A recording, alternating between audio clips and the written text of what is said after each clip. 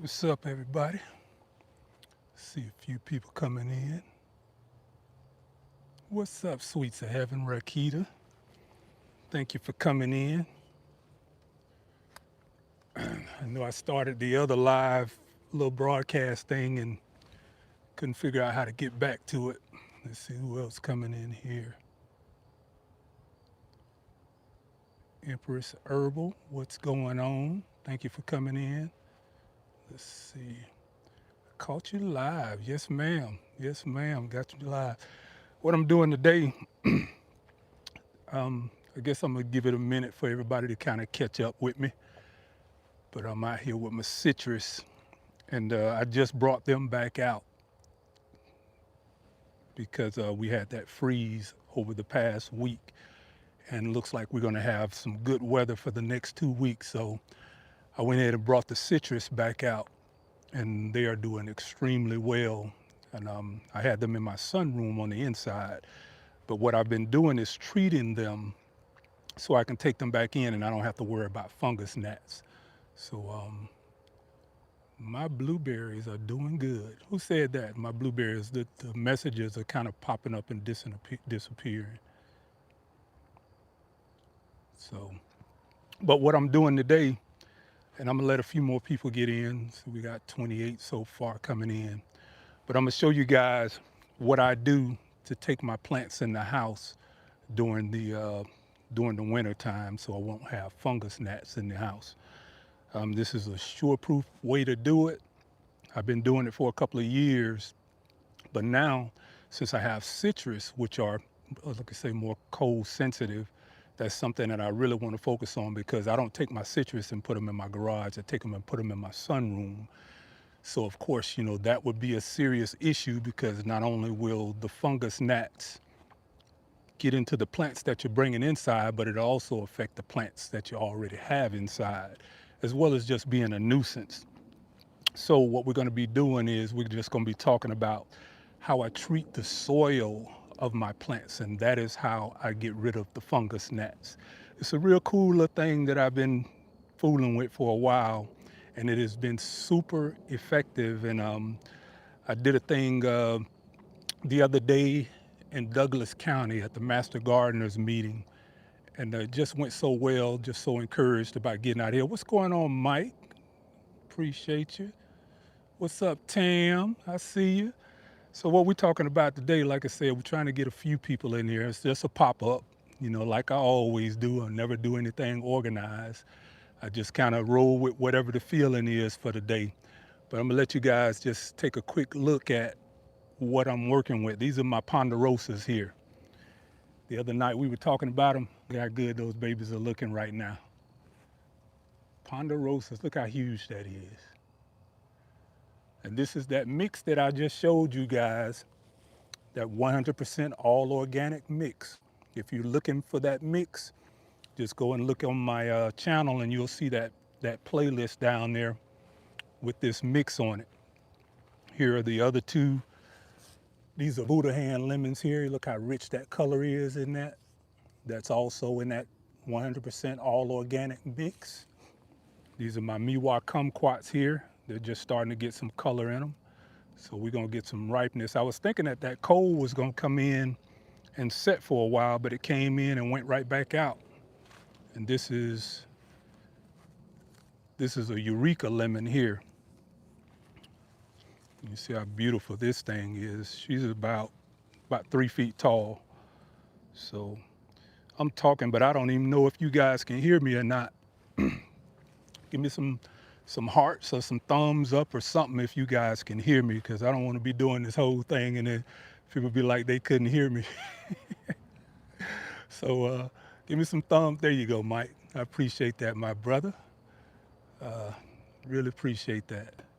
How's the reception? Because I got my little Wi-Fi system set up out here, so I hadn't used it since we went to France this summer.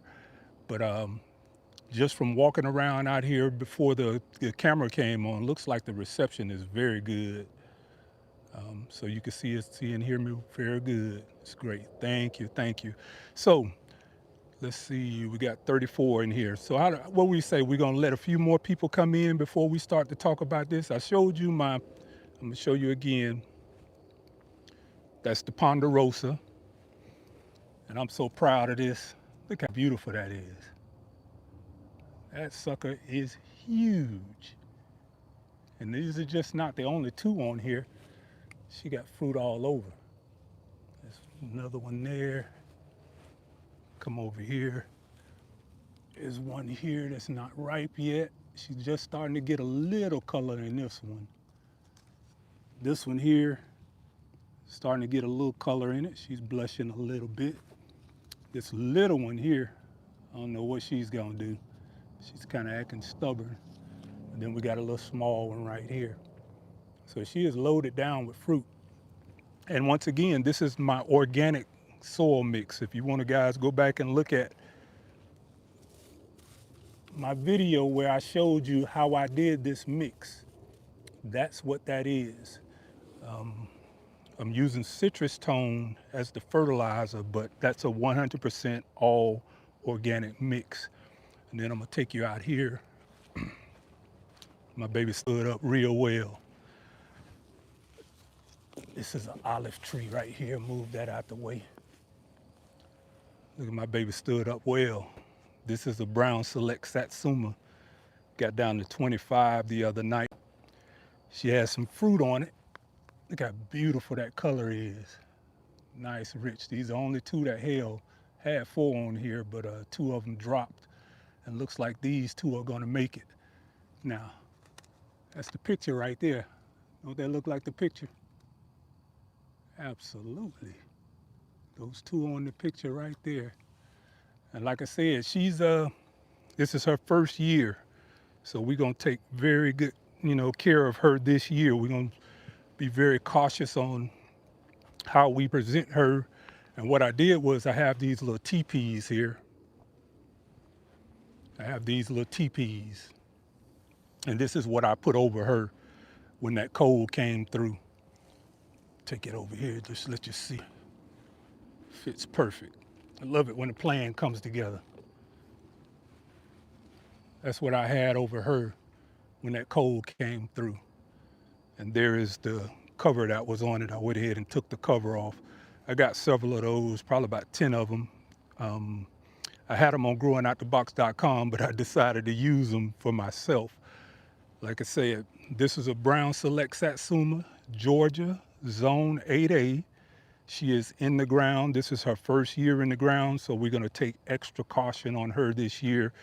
And again, that's the little TP tent that I used to go over that. And that worked out really well when we got down to 25. Now this brown select satsuma will get down to 10 degrees.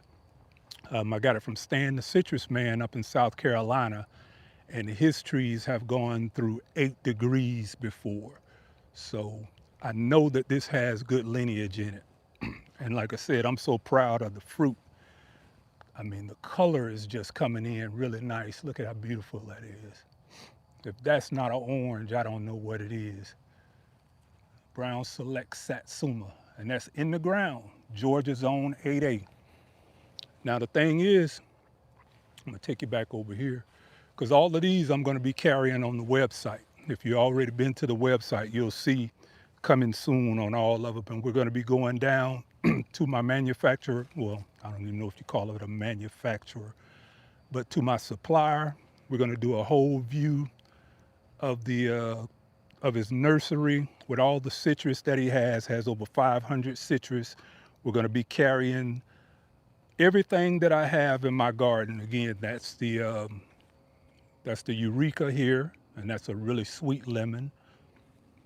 This is the Miwa Kumquat. She'll get down to 20-ish. I think they say maybe 20 degrees.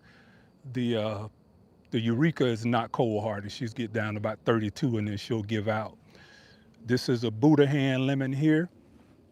And this is good for making marmalades. This is a cutting that I got from Miss Sita. And that's where I got my ponderosas from, Miss Sita. And she allowed me to get some cuttings off of her Buddha hand. This one was still in the soil the growing medium when I rooted it, and I just recently up potted it a couple of weeks ago in my all organic soil mix. So you'll start to see some new growth popping in on that.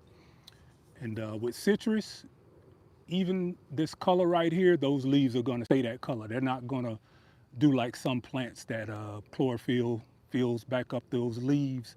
They're gonna stay like that. And I'm gonna give you a perfect example of it. You see how this is? These leaves are from last year and they're still on the tree. And these are all the new leaves. So the new leaves are dark. The old leaves are not gonna get that chlorophyll back in it. And that's been my experience since I've gotten this bush. You see all the end tips are green, the leaves are on the end, but the older leaves, this is when I first got her last year. Matter of fact, it was the end of summer last year that I've had these, so I've had it for a whole year. Same thing here. You see all the end leaves are nice and green, all the new growth. All the tips are nice and green, and that's what you want to see. So for the past year, or I'm gonna say 14, 15 months, I've been really studying how to take care of this citrus. And within a year, I think I've done a pretty decent job of figuring this thing out.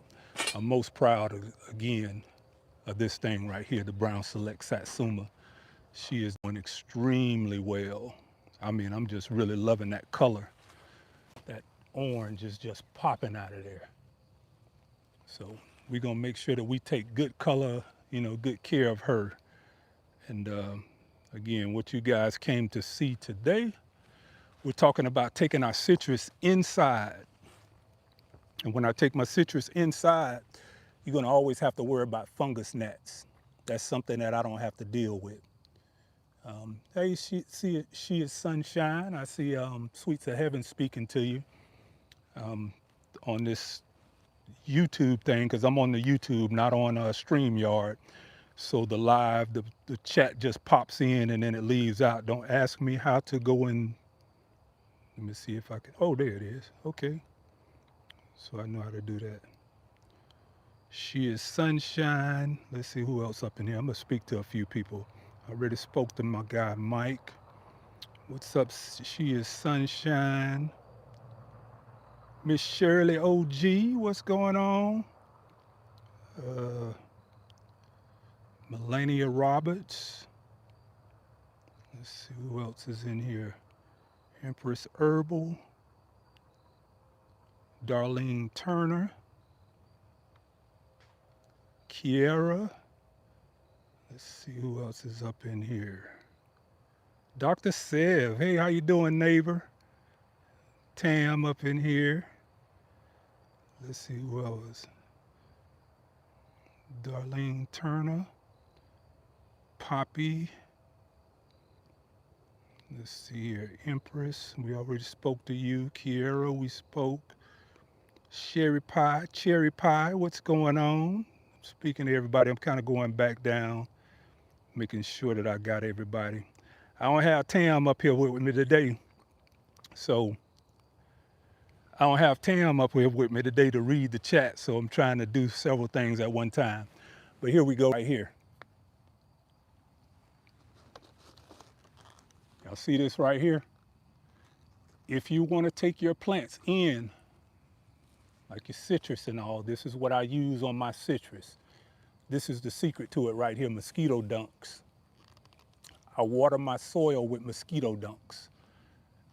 All you need is a quarter piece of that. You see that little quarter piece right there? I'll drop that down into one of my containers. A quarter piece will go for every gallon. And this little thing here, I love because it has a filter on it. And this is available on growingoutthebox.com. It has a filter on it, and the filter is right here. So that thing that we have a lot of times where we have trash in our lines and then it gets caught up over here in our spout, that doesn't happen with this because there's a filter right here. I love this.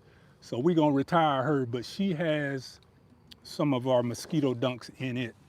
Now what you have to do is let this sit for 24 hours. You take that quarter piece, you see this quarter piece right here?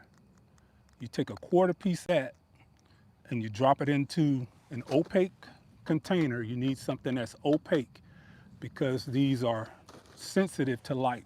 This is a bacteria called BTI, and that's Bacillus thuringiensis israelensis. Bacillus thuringiensis israelensis. That's what these BT dunks are, or the mosquito dunks are. This is a natural born soil bacteria. It's in all of our soil. And where this comes from is Israel. That's why it's hence the name israelensis. And that's Bacillus thuringiensis israelensis. That's what this is if you want to look that up. And what this does is they found this on the lakes over in Israel, and they noticed in those lakes that there were no mosquitoes in those lakes. And it was the bacteria that they found that was keeping the mosquito larvae out of the lakes. So what this does is it works on fungus gnats as well. So I'm gonna just go ahead and show you how simple this is. Flip this over. You see that little chunk there? There's just a quarter piece. What's up, my dude, bro? I got your thing right here, boy. Look at that. Yes, sir. Yes, sir. There you go. It's that citrus. I'm showing off my little citrus today, getting a little cocky with it. But look how beautiful those plants are. She got fruit all over. Everybody know Broke got about 1,000 citrus plants over there, so you know I gotta show some respect when he come in the room, let him see what I'm working on over here. So I got a little baby fruit right here. Another one right there, that's a little small one. And then I got some nice size ones. Look at that. That one's just not starting to get a little color to it. But this one here, look at that, she a beast. You see J3GS Farms pulled his out the other day. So I had to bring them back outside. We was having such warm days. You got another large one right there. And Broke, this here specifically for Broke, so I know y'all already been in here. Just that brown select satsuma, dude. She is in the ground. She gotta live, man. And look how dark those leaves are. Yes, sir. It's that same mix, all organic. It's that mix. Y'all want to see how I made that mix? Go and check that video out where I showed you how to make an all organic citrus mix. This baby is working. Again, I say, you want to determine that based upon these end leaves. All of this stuff down here, this is what she looked like when I first got her. She was getting a little starved for a little nitrogen. So those leaves are going to be pale. They're not going to gain that color. You're not going to do like the average garden plant where you start adding in that citrus, adding in your nitrogen, and that chlorophyll fills that back up. That's not going to happen. Those leaves are going to stay like that until they drop. What you want to look for are those tips. That's where that nitrogen is. And you see all that dark green foliage right there. Like I say, 15 months with this citrus. Maybe I'm not playing with it. You see that? On all the ends, dark green foliage. All the ends, dark green foliage. That's what's happening. And then look how beautiful that fruit is. Look at that color in there. Oh yeah. So, it's getting dark. We're gonna go over here and show y'all what I'm talking about. Like I said, there's two things that I'm doing when I take my citrus inside, because I just brought them back out today. It's been such a beautiful weekend. Is it the weekend? Yeah, it's the weekend. I be losing track of time, man. It's been such a beautiful weekend that I went ahead and brought the citrus back out. Looks like the forecast is telling us we're gonna be, for the next 2 weeks, 70s in the daytime. We were just down to 25 And my brown select satsuma was the one that was left out here. But again, we put her in that tent, that TP tent that we had, and she made it through with a breeze. So I am not afraid of that. And because we have the next 2 weeks, because we have the next 2 weeks, I definitely know that those fruit are going to be ready to eat. Yeah. Yeah, they had to bring them back out, bro. Yeah, because this weather has been beautiful. I mean, it's been absolutely beautiful. I even brought my bananas back out. And like I said, this is my dwarf Orinoco here. She's about 6 feet tall. That's my dwarf Orinoco. Hey, passionately intrigued. I see you just came in. That's my dwarf Orinoco. She's got a couple of pups on her. So since we've gotten this couple of days of warm weather, I'm going to go ahead and remove these pups. She is about 12 months old. So if I can keep her alive throughout the winter, she might make some babies or some fruit for us next year. Now this is the one that everybody's been asking me about. And this is a Venti Cojo. Venti Cojo is the fastest fruiting banana that I know of. So I'm going to say is fastest fruiting banana in the world. That's a Venti Cojo. And she is about as tall as she's going to get. And that's probably about 3 feet. They say anywhere from 3 to 6 feet that the Venti Cojo gets. She's about a year old in that pot. I'm not sure that she's going to fruit. So we're going to see, but I'm going to give her a larger pot. That's what she's going in soon as I up pot her, and I'm going to take those pups away from her.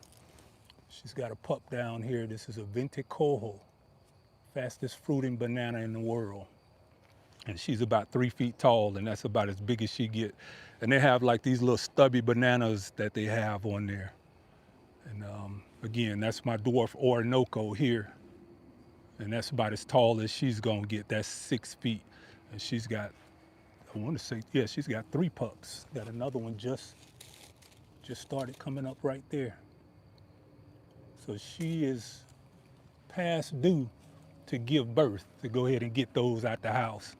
So I'm going ahead and probably in the next week, I'm going to go ahead and transplant those. But going back over here, oh, let me show you something else. Since we got broken, everybody talking about their alfalfa.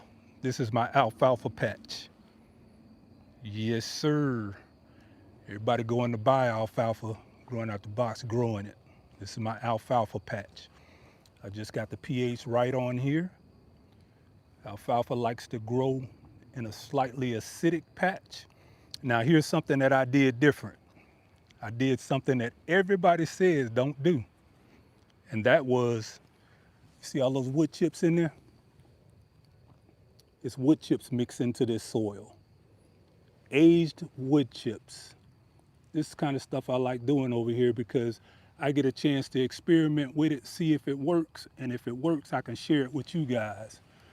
So I'm gonna go over here and I'm gonna show you what I'm talking about. Because what happens is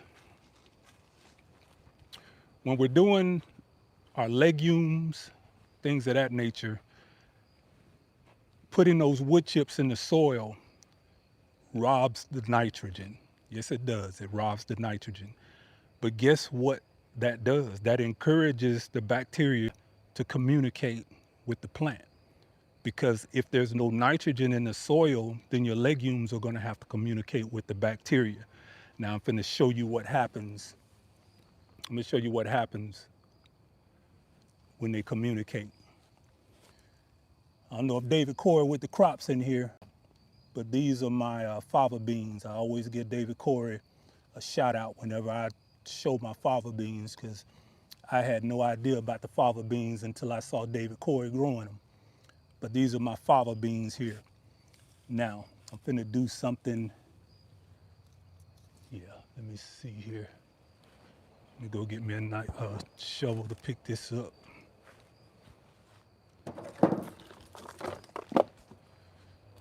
I'm finna dig up one of these. And I'm gonna show you that thing that everybody's talking about. You hear everybody talk about nodules on the roots, but don't nobody ever show it. I'm finna show you. You see the same thing in this bed right here. All of this stuff has wood chips mixed in it. This bed has wood chips mixed in it. So what it's doing is robbing the soil. It's robbing the soil, absolutely robbing the soil. But what that does is it makes these plants work to form that symbiotic relationship with the nitrogen fixers. So let me show you what happens when you do this.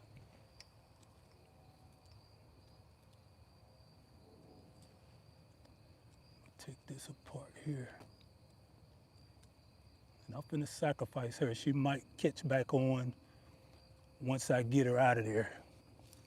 But I'm finna show y'all what happens when you mix wood chips in the soil and you're growing legumes. It makes those bacteria jump.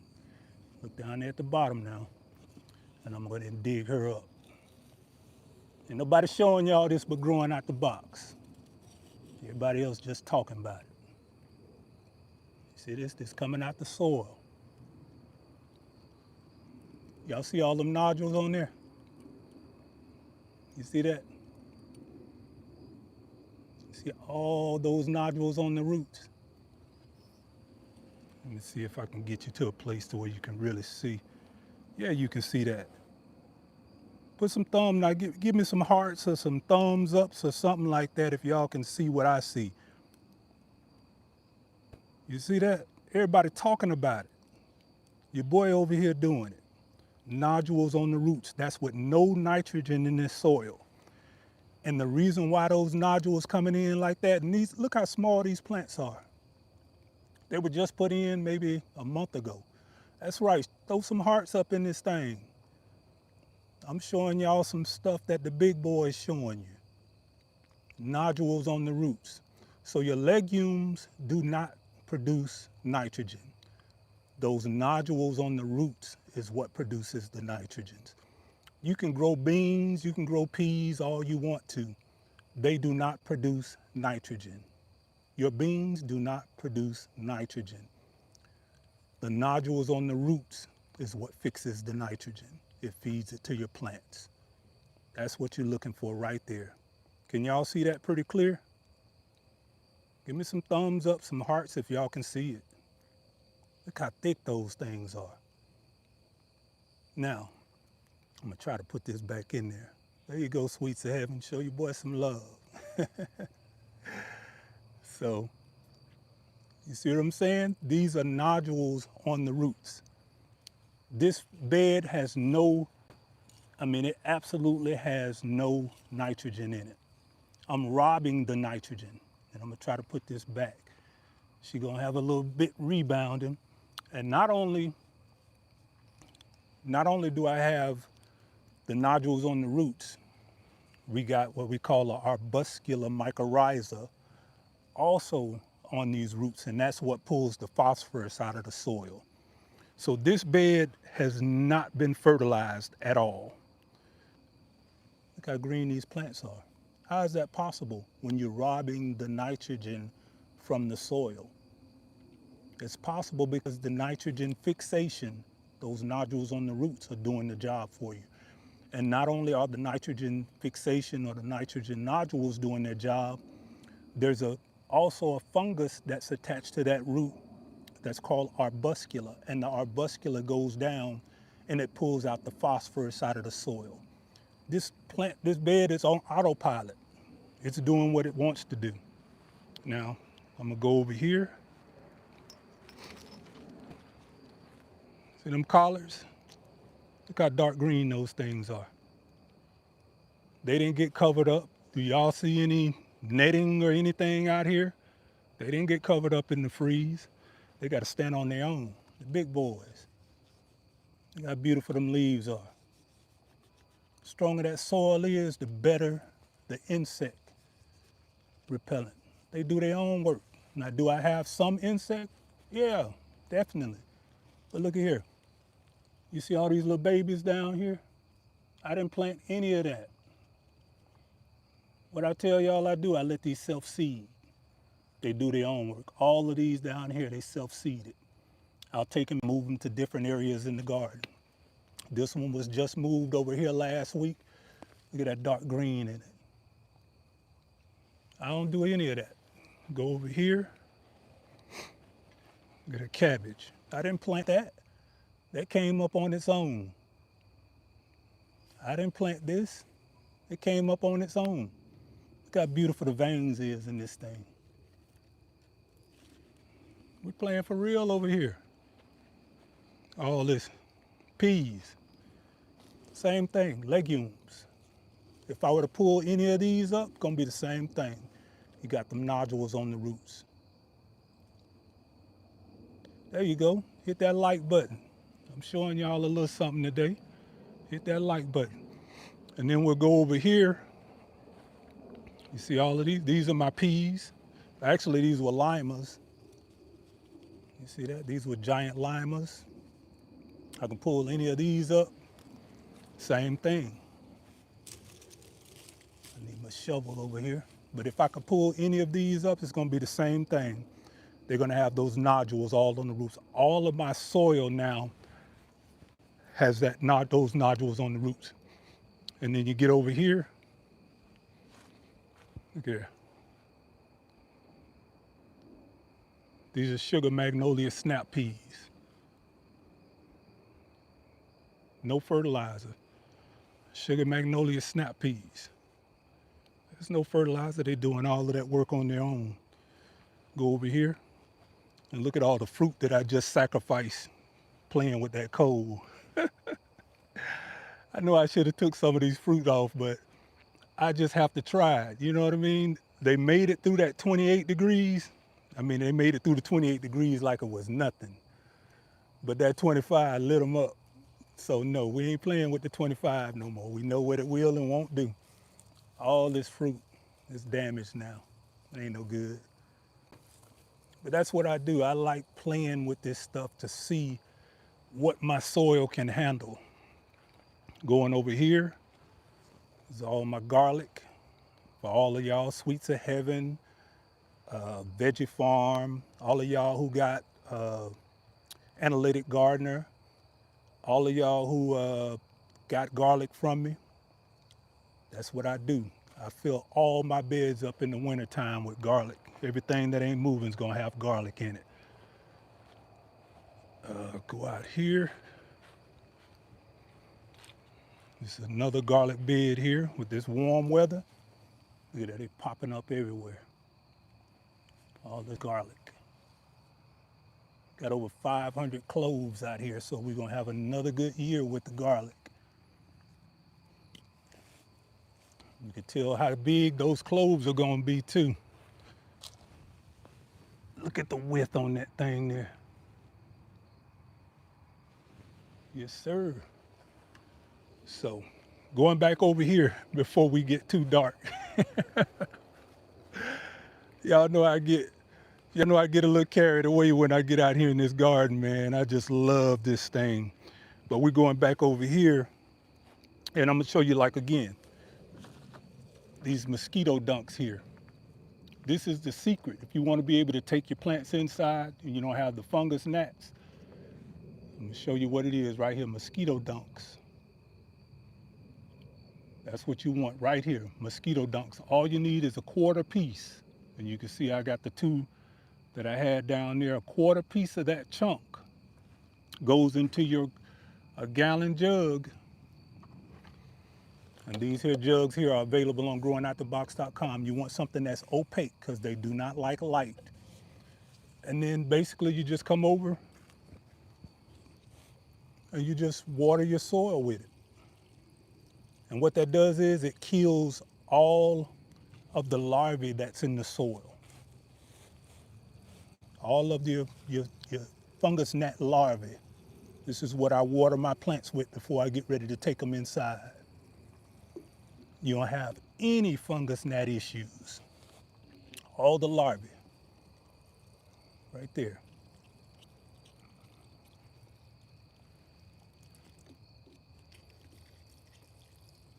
That's what you do. You don't want fungus gnats in your house plants, and this stuff is all organic. Like I say, Bacillus thuringiensis israelensis. That's what you need. This is what I water my citrus with, all of my citrus, the big ones and the large ones, because they actually go inside in my sunroom. Water them down.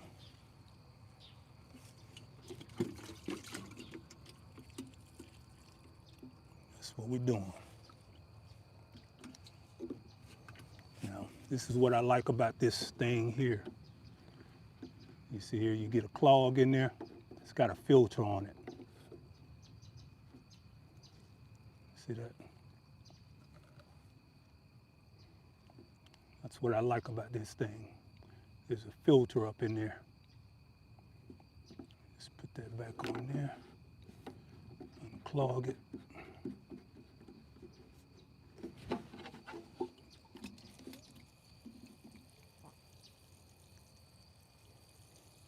Bacillus thuringiensis israelensis. Mosquito dunks. All organic. Not going to harm anything.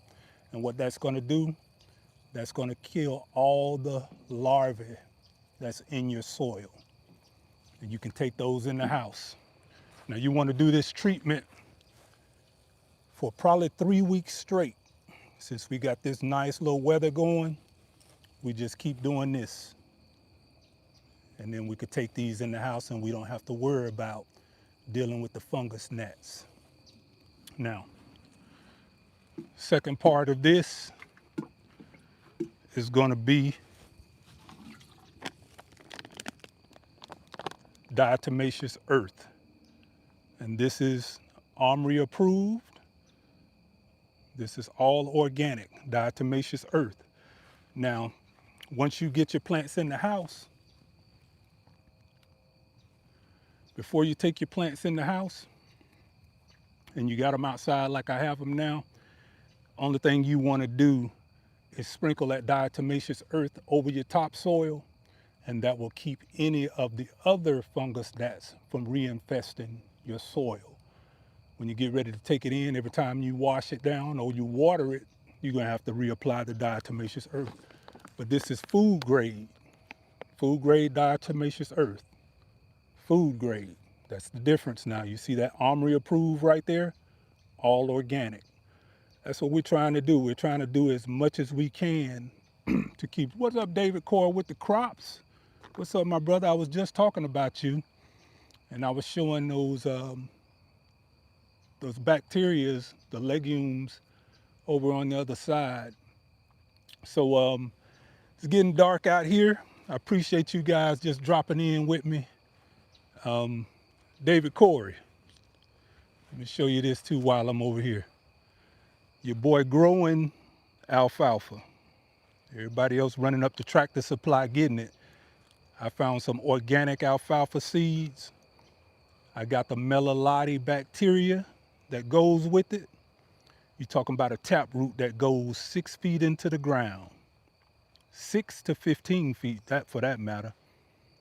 So we're gonna have our own alfalfa growing out here.